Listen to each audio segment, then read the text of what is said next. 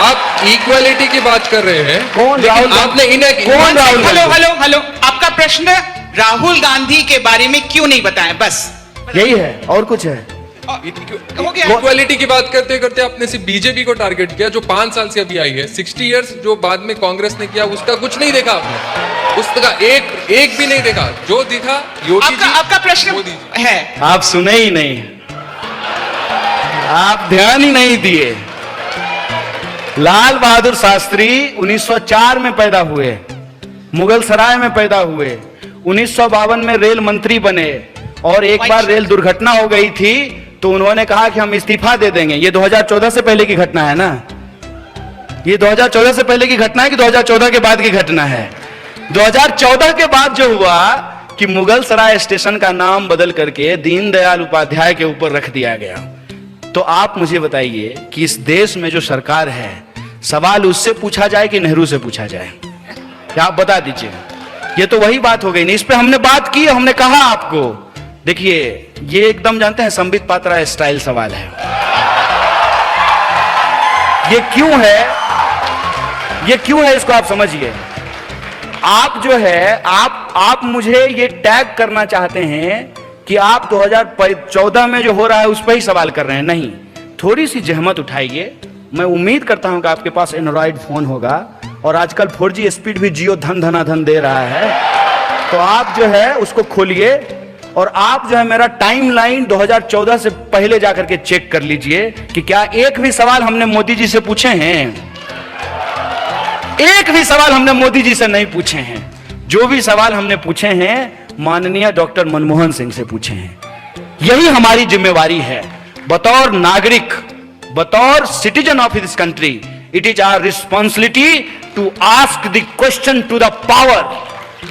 माने कमजोर से सवाल तो कोई भी पूछ सकता है। कमजोर से सवाल पूछने में क्या है? जो पावर में बैठे हैं उनसे सवाल पूछिए। आप बताइए, आप कह रहे हैं राहुल गांधी, क्यों नहीं राहुल गांधी? प्रधानमंत्री हैं देश के, क्या है? अरे जब प्रधानमंत्री हो जाएंगे तब राहुल गांधी से भी सवाल पूछेंगे, इसमें क्या दिक्कत है? और ये बात आप मेरा नोट करके रखिए कि राहुल गांधी प्रधानमंत्री हो जाएंगे, और राहुल गांधी जो आज बात बोल रहे हैं, यदि उस बात को नहीं पूरा करेंगे तो इसी मजबूती से राहुल गांधी से भी सवाल पूछेंगे। यह बात को हम आपको कह देना चाहते हैं। मोदी जी ने करप्शन का कि ये लोग बहुत करप्ट लोग हैं, इनको सत्ता से हटाइए, हमको सत्ता में लाइए, हम जो है काला धन वापस लेकर के आएंगे। आया।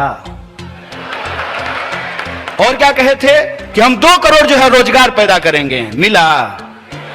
बोले थे महंगाई कम कर देंगे। जाते हैं ना, फिर हंसता हुआ नूरानी चेहरा प्रधानमंत्री का पेट्रोल पंप पे देख के लगता है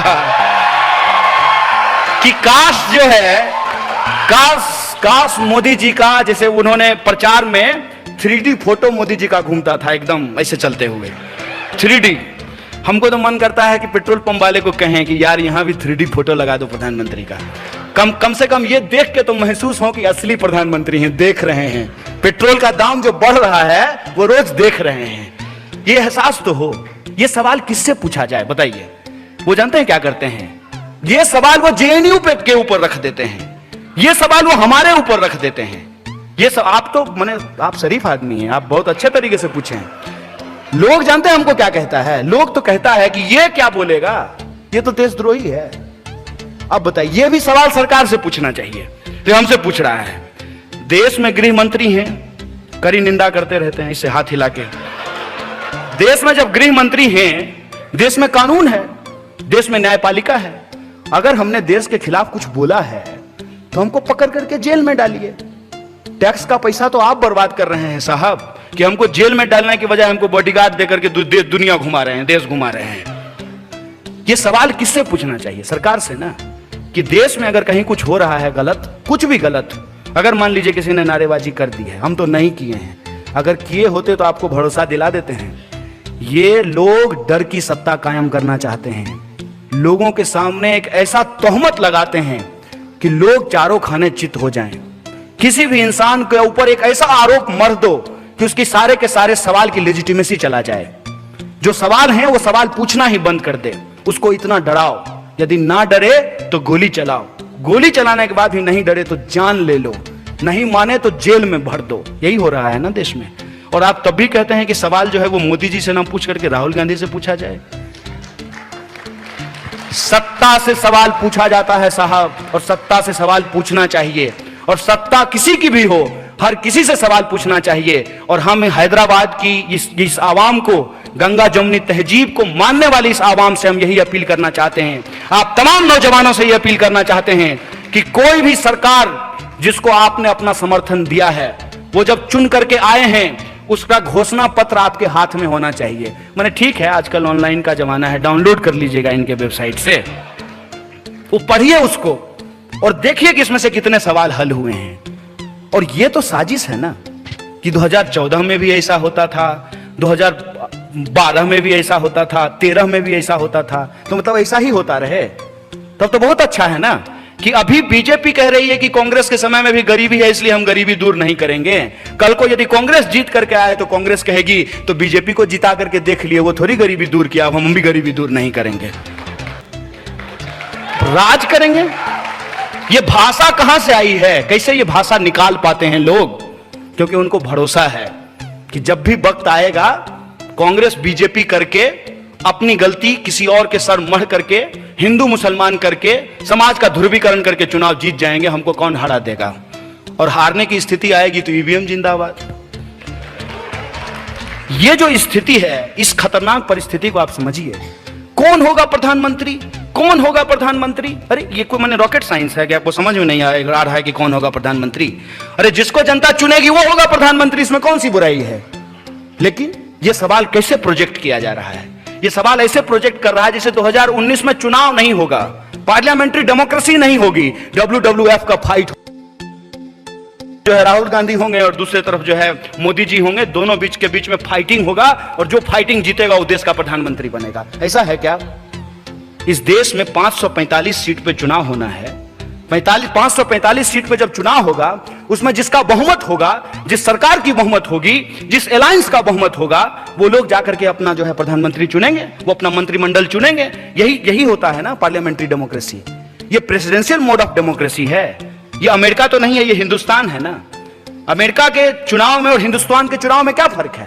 अमेरिका में प्रेसिडेंशियल मोड ऑफ इलेक्शन है, जनता सीधे प्रेसिडेंट का चुनाव करती है। हम अपने यहां सीधे प्रेसिडेंट का चुनाव नहीं करते हैं, सीधे प्रधानमंत्री का चुनाव नहीं करते हैं, हम एमपी का चुनाव करते हैं। और हमारे एमपी जो हैं वो जाकर के प्रधानमंत्री का चुनाव करते हैं।